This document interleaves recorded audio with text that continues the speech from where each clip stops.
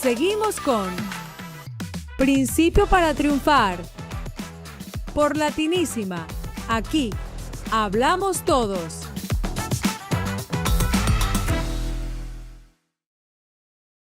Saludos mis amigos de Principios para Triunfar en latinísima.net. Queremos invitarle que usted siga siendo parte de esta sección Principios para Triunfar.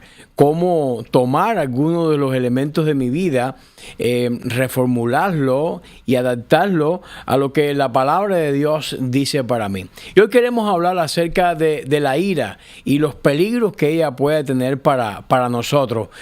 ¿Cuántas veces usted se ha airado? ¿Cuántas veces usted ha salido de sus casillas o de sus cabales, como se diga en su región? ¿En cuántas oportunidades eso ha ocurrido? Y generalmente siempre deja un sabor amargo cuando uno analiza a posterior la situación que está aconteciendo. ¿Cómo podemos definir la ira? ¿Cuál sería una definición de la ira? Una definición breve, hay muchas de ellas, es que es una fuerte emoción de enojo que surge cuando no se cumple una expectativa. Yo tengo una expectativa de vida y esa expectativa no se cumple y entonces me frustro y la ira aparece en mí. La Biblia habla con relación a la ira de la siguiente manera. Dice Proverbio, el hombre iracundo levanta contiendas y el furioso muchas veces peca. Dos elementos clave. Es decir, la persona iracunda generalmente va a terminar en lucha, que es la expresión de contienda, y también va a llevar a pecado. Es decir, va a llevar a apartarme un poco de la voluntad de Dios para mi vida. La Biblia también habla de la persona iracunda que es promotor de contienda y habla o recomienda que seamos más bien tardos para airarnos. La ira tiene muchos grados. Hay una ira pasiva. Hay una ira explosiva o puede haber una ira intermedia que está rumiando ahí hasta los huesos. La fuerza de un estallido hace daño y puede destruir. Y lo hace de una manera tremenda. En Hechos capítulo 5 verso 33, Pedro y los demás apóstoles son llevados ante el Sanedrín y ellos querían estaban airados porque estaban predicando el mensaje del evangelio y no quería que lo hicieran. Estaban predicando a Cristo como el Redentor y ellos no querían, pero la ira de ellos, dice la palabra de Dios, oyendo ellos, estos se enfurecieron y querían matarle. Es decir, que estas personas que debían estar para la ecuanimidad, para la enseñanza, que debían estar permeadas de la sabiduría de Dios, tienen unas intenciones macabras y esta es que incluso se acerca a hacerle daño a otra persona físicamente. La emoción del enojo no fue dada por Dios. Es un regalo de Dios que nos enojemos. Pero ¿cómo manejamos el enojo o hasta dónde le damos cabida? Eso es algo que ya no es de Dios. Es decir, hay una frontera, un límite. Por eso la Biblia dice, airaos, pero no pequéis. No se ponga el sol sobre vuestro enojo. Es decir, que tiene que haber un límite, una frontera que usted no debe pasar.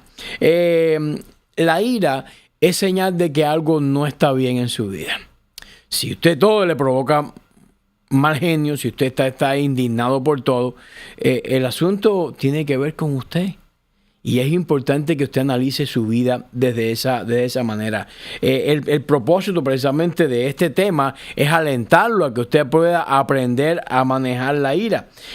Dice Marcos capítulo 3, verso 5. Entonces, mirando alrededor, con enojo, entristeció por la dureza del corazón. Este es Cristo. Cristo se enojó y dijo al hombre, extiende tu mano. Y él extendió y la mano le fue restaurada sana. Es decir, el manejo del enojo es diferente a cuando la ira es algo incontrolable. Jesús maneja la situación y restaura la vida de otra persona. La chispa inicial del enojo puede usarse para bien o puede apagarse con un propósito. Ahora, yo quiero que tú aprendas este principio. La ira es un huracán que apaga la lámpara del entendimiento. Te lo voy a estar repitiendo, este principio. La ira es un huracán que apaga la lámpara del entendimiento. Cuando tú sientes ira, te vas a estar siendo muy mal parado y no vas a tener el control necesario para proceder y actuar con equidad y sabiduría. El libro de Santiago, en su capítulo 1, en los versículos del 19 al 21, nos enseñan cómo podemos manejar ese enojo en nuestras vidas. Dice la palabra de Dios: mis amados hermanos, quiero que entiendan lo siguiente: todos ustedes deben ser rápidos para escuchar. Miren el consejo bíblico: rápidos para escuchar, lentos para hablar y lentos para enojarse. Es decir, que en primer lugar, ¿cómo yo puedo evitar que mi entendimiento sea, la luz de mi entendimiento sea quitada? Yo tengo que aprender que el enojo distorsiona el consejo de Dios. Ese es mi primer punto. El enojo distorsiona el consejo de Dios. El texto pone énfasis más bien en escuchar. Y lo hace como que este es más importante que hablar. A veces estamos tan interesados en hablar y hablar y hablar y hablar, pero la Biblia pone más énfasis en escuchar que en hablar. Y esto es importante que lo tengamos presente, porque escuchar es el arte de cerrar la boca y abrir los ojos y abrir el corazón.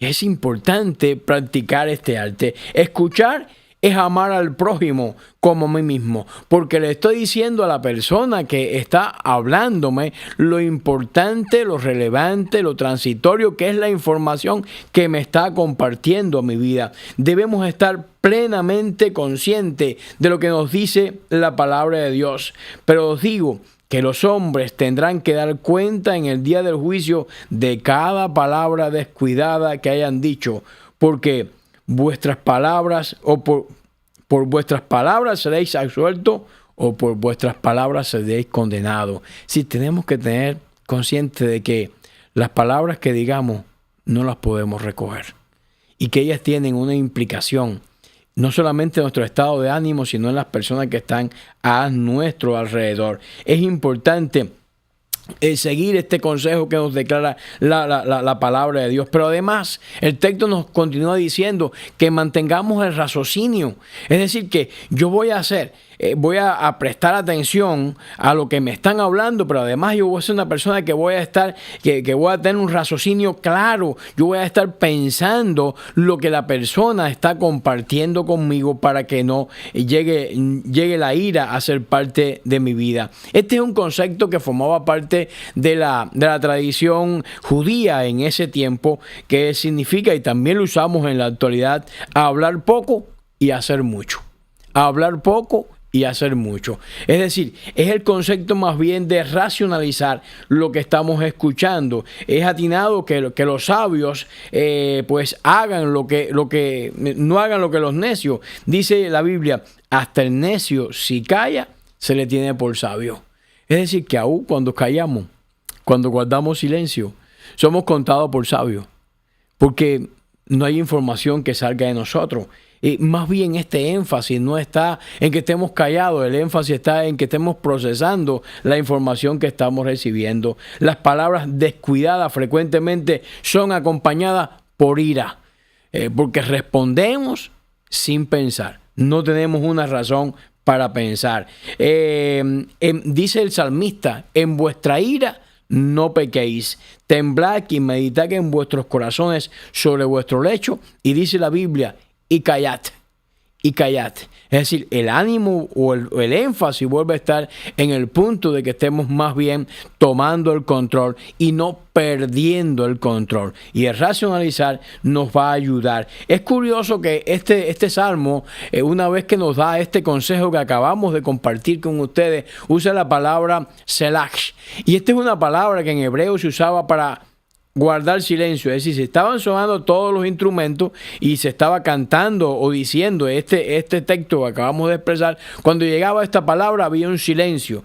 Es como el silencio que todavía aparece en las notas musicales. Es un momento en el cual hay un silencio, es un silencio para pensar. Y aquí aparece esta palabra. Es interesante que la Escritura nos esté dando ese concepto. Es decir, que nos está diciendo que nos mantengamos ecuánime y sabio en lo que estamos haciendo. Tenemos muchas excusas para decir que somos personas con ira. Algunos dicen, estamos demasiado ocupados, estamos tan ocupados, estoy muy estresado y eso me da un empuje para yo hablar. Esos son rasgos característicos, dicen otros, es que yo soy así, mi familia es así y yo arrastro con ese trasfondo de ira. Otros dicen no lo puedo evitar. Otros dicen no hay manera en que yo lo pueda hacer. Pero miren lo que dice el texto: sea cada uno tardo para airarse. Es decir, que el texto nos está dando un mandamiento, no es una opción, no es poner excusa. Es exactamente cumplir lo que el texto nos está diciendo. Porque dice Proverbio, el hombre iracundo exhibe su necedad. Cuando te comportas como una persona airada, lo que estás exhibiendo es lo necio que eres. Es lo que la palabra de Dios nos está diciendo. Y nos añade en el libro de Efesios, el apóstol Pablo le dice a la iglesia de Éfeso: quítese de vosotros toda amargura, enojo, ira, gritería y toda malicia. Es decir, que mirando desde este concepto es importante que soseguemos nuestros impulsos y nos sintamos más tranquilos delante del Señor. Este texto, el versículo 19, tiene 3 verdades prácticas, entonces importantes para aplicar este principio en nuestra vida. Las personas debemos escuchar la palabra de verdad. Busquen la Biblia, la sabiduría necesaria, que es el Evangelio de Jesucristo, y evita hablar precipitadamente. Si hay cosas que no conoce, espera a aprenderlas antes de expresarlas. Los creyentes, en tercer lugar, deben evitar esa ira egoísta, donde usted cree que siempre tiene la razón, donde usted cree que usted es dueño de la verdad, donde usted cree que es la única palabra que debe ser escuchada, y ese mal humor no obra la justicia de Dios. Por lo tanto, en este primer elemento de este versículo 19 encontramos: la ira es un huracán que apaga la lámpara del entendimiento. ¿Cómo podemos entonces enfrentar esta amenaza? ¿Cómo lo podemos hacer? En segundo lugar, el texto dice en el versículo 20: el enojo humano produce la rectitud que Dios desea. El enojo humano produce la rectitud que Dios desea. Marco Aurelio dice en uno de sus pensamientos: el alma se tiñe del color de tu pensamiento. Marco Aurelio representaba a los estoicos. Los estoicos fundados por Zenón se caracterizaban por ser personas rígidas, personas que sobrepasaban los obstáculos y que tenían un gran control de sí. Y aunque en el libro de Hechos, capítulo 17, hay cierto choque entre Pablo y esta filosofía del estoicismo, era lo que preponderaba o abundaba en toda la región también, cuando el evangelio llega o hace poder. Pero lo que está diciendo no es todo descabellado. Es decir, que él dice que el alma se tiñe del color de tu pensamiento. Es decir, que como yo estoy pensando, como es la ira que tengo, yo puedo estar también afectando mi alma en ese sentido. Por eso Proverbios 6:16 dice de la siguiente manera: un corazón apacible es vida para el cuerpo, mas las pasiones son podredumbre para los huesos. Porque cuando tú estás muy airado, todo tu cuerpo sufre. Y a lo mejor la causa que te provoca tal ira o la persona que lo hace ni se ha enterado ni se ha percatado de lo que está pasando. Por lo tanto, la Escritura nos manda a apartarnos del orgullo. Deja el orgullo, suelta ese elemento en tu vida. Es decir, abandona la soberbia, la arrogancia, la vanidad. Cuando sé que estoy errado, algunos dicen, me es muy difícil humillarme, me es muy difícil pedir perdón. Piensen en Jesús. Fue humillado hasta lo sumo, muerte de cruz. Y con todo y eso, lo hizo. Y lo hizo por ti y lo hizo por mí. Tú debes trabajar también de igual manera en ese sentido. El ser humano puede salir de esa confusión, de una vida a una vida de mayor confianza y de mayor esperanza, a una vida más centrada. Porque cuando hablamos en este sentido podemos ser personas orgullosas. ¿Cuáles son las personas orgullosas? Son personas egocéntricas, miedosas, egoístas, jactanciosas. En otras palabras, tienen un Cristo pequeño. Pero Dios quiere que tú seas más una persona quebrantada. ¿Cuál es una persona quebrantada? Muere a su amor propio. Su reputación se refugia en el Cristo poderoso, en el Dios de la gloria. Una persona orgullosa nos dice o describe en Primera de Pedro 5:5, dice, revístanse de toda humildad en su trato mutuo, porque Dios se opone a los orgullosos. Mire qué texto más interesante. Dios se opone a los orgullosos, pero da gracia a los humildes. Es decir que deja el orgullo, porque te puedes encontrar luchando con Dios. Y además te puedes encontrar en una lucha que no va a traer ningún dividendo, ningún provecho para tu vida. Al contrario, una lucha que te va a estar apartando de grandes beneficios. Tú no te deleites en el sacrificio ni con un holocausto. De lo contrario, dice Dios, te lo ofrecerías. El sacrificio que te agrada es un espíritu quebrantado. Tú, oh Dios, no desprecies el corazón quebrantado y arrepentido.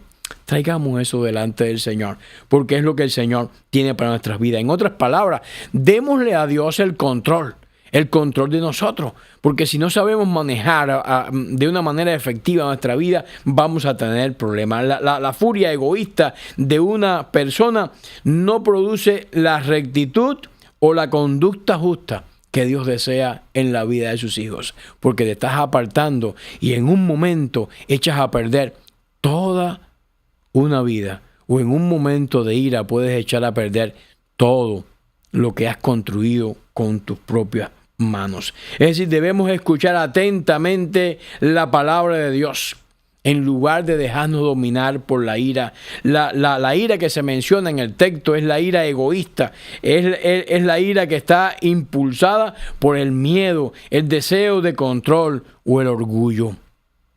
Esta ira impide que seamos receptivos a la palabra de verdad, porque es lo mío y solo lo mío. Y la palabra de Dios la dejamos entonces en un segundo lugar. Darle a Dios el control de tu vida y verás cómo Él pone control en tus pensamientos. Nos recuerda que debemos abandonar toda actitud de egoísta que permita o impida que la palabra de Dios esté reinando en nuestras vidas y nuestros corazones. Ese poder transformador, perdonador que Dios tiene para con nosotros. Darle un espacio. Permite que tome el control en tu vida. Admite que Él es incapaz.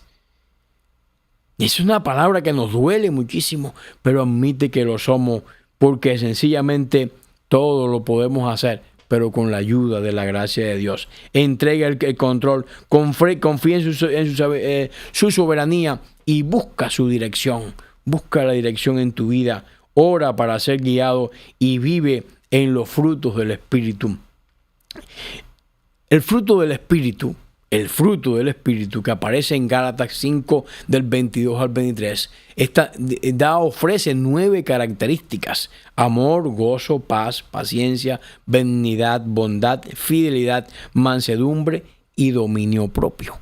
Es decir, que exhibe cada una de estas características en nuestras vidas. Es decir, que cuando lo hace, cuando yo estoy unido a esa gracia de Dios, cuando yo estoy unido a ese poder de Dios, cuando yo estoy descansando en ese Dios grande, el fruto de la fe es o resultado de una dependencia estrecha y profunda con el Cristo, y ese te puede ayudar en tu obra. Mirando el versículo 21 en el libro de Santiago, en la epístola de Santiago, dice el versículo 21, así que quiten de su vida todo lo malo y lo sucio, y acepten con humildad la palabra que Dios les ha sembrado en el corazón, porque tienen el poder para salvar su alma.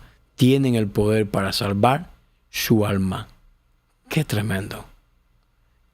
Nos manda entonces, o reconoce que el enojo puede alejarte de Dios. ¿Qué quiere Dios entonces? ¿Cómo te manda?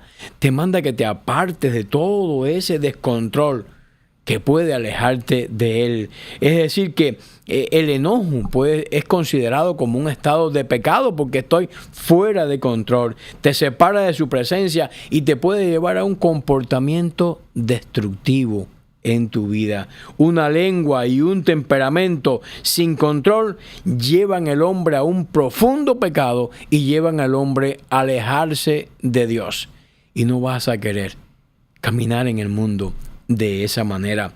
Por consiguiente, hace falta una limpieza espiritual, una limpieza con la palabra de Dios. Y es por eso que el texto dice: apártate de la inmundicia, dicen otras versiones. Aquí inmundicia es un modo figurado de describir la impureza moral. La inmundicia parece que nos va a perseguir hasta el final, porque en el libro de Apocalipsis, versículo del 22 al 11, dice: el que es justo sea injusto todavía. El que es injusto sea injusto todavía. Y el que es inmundo sea inmundo todavía. Y el que es justo practique la justicia todavía, y el que es santo, santifíquese todavía. Es decir, que todavía va a persistir, pero aquí la Biblia nos está diciendo que tomemos ventaja y que desde ahora nos separemos de esa inmundicia. Y es interesante, el profeta Zacarías en su capítulo 3 hace una descripción del sumo sacerdote Josué, que es diferente al Josué del libro, y lo muestra cuando éste se presenta delante del ángel de Dios y estaba vestido con ropas sucias. Vestido con ropas sucias. Y el ángel le quita esa ropa de inmundicia. Necesitamos limpiar nuestras vidas. Limpiar nuestras vidas para poder seguir adelante en este proceso que Dios tiene preparado para nosotros. Santiago ordena a sus lectores precisamente este mismo proceso. En el texto del profeta, el ángel lo viste con vestiduras nuevas. Dios quiere que tú hagas igual, que te vistas con vestiduras nuevas, dejando fuera toda inmundicia. Es decir, Santiago está hablándole o diciéndole que en sintonía con Pedro, desechen pues toda malicia, todo engaño, hipocresía, envidias y todas las distracciones. Él desea que te quites todo aquello interno o externo que te mantiene distante de su presencia de paz. El texto nos ordena entonces despojarnos del mal que prevalece a tu alrededor como una mala influencia. En otras palabras, sepárate de la maldad. Sepárate de la maldad. ¿Quieres controlar tu ira? Sepárate de la maldad. Porque dice la Biblia que cuando una casa es barrida y limpiada, el enemigo va a querer tomar posesión de ella. Pero mantente en el Señor, porque cuando Dios está, el enemigo no puede estar. Es decir, cuando tú tienes a Dios cerca de tu vida, cerca de tu corazón, el enemigo no puede estar haciendo daño en tu vida. Y eso es importante que lo tengamos claro. Has recibido un mensaje de salvación, se ha restaurado tu vida. ¿Cómo entonces vas a tener esos episodios que te van a mantener en esa ira, en ese estado, alejado de esa gracia de Dios? Es decir, que nos debemos restaurar al concepto de vida plena, es decir, aceptar la palabra con humildad, no con debilidad, más bien con mansedumbre, aceptar la palabra de corazón, estar libre de la ira, la malicia, la amargura y todo tipo de engaño nos ayuda a tener este mismo concepto. Dicha palabra tiene el poder de transformarte de una manera viva, de una manera activa, porque la palabra de Dios, dice la Escritura, es viva y eficaz y más cortante que toda espada de dos filos y penetra hasta partir el alma, el espíritu, las coyunturas y los tuétanos y discierne los pensamientos y las intenciones del corazón.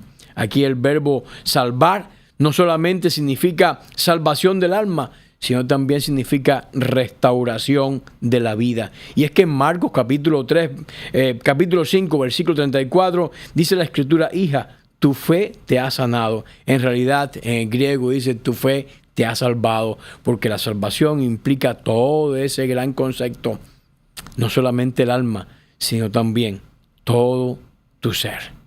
Cuando Dios entra en una vida, los transforma por completo. Les regala su salvación a través de su Hijo Jesucristo, pero también cambia su carácter, su forma, su compostura, porque el Evangelio de Dios es gran poder. Por eso Pablo dice: porque no me avergüenzo del Evangelio, porque es poder de Dios para salvación de todo aquel que cree, al judío primeramente y también al griego. El Evangelio salva. El Evangelio salva. Por lo tanto, mi estimado amigo, la ira, recuerda, es un huracán que puede apagar la lámpara de tu entendimiento. No lo permitas.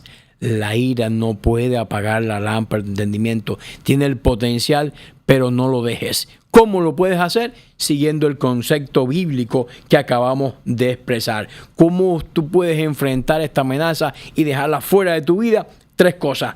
Apégate al consejo de Dios, como nos recuerda el versículo 19. En segundo lugar, mantén tu corazón puro, mantén tu corazón limpio, mantén tu corazón ordenado, como nos describe el versículo 20. Y en el último consejo, permanece cerca de Dios, porque siempre que tú estés cerca del Altísimo, Dios va a estar ayudando y llenando tu vida. Permíteme orar por ti. Padre, tú conoces a nuestros oyentes. Sabes, oh Dios, aquellos que en esta hora nos están mirando. Conoces cuáles también están afectados por la ira. Oh Dios del cielo, toma el control de sus vidas. En el nombre de Dios oramos. Amén y amén. Queremos en este momento recordarte que estamos en latinísima.net. Llegamos a ustedes no solamente a través de esta plataforma, sino también a través de Euforia, Roku, Fire, YouTube, y esperamos en el próximo encuentro para que juntos podamos aprender principios para triunfar con el reverendo Carlos González. Dios le bendiga.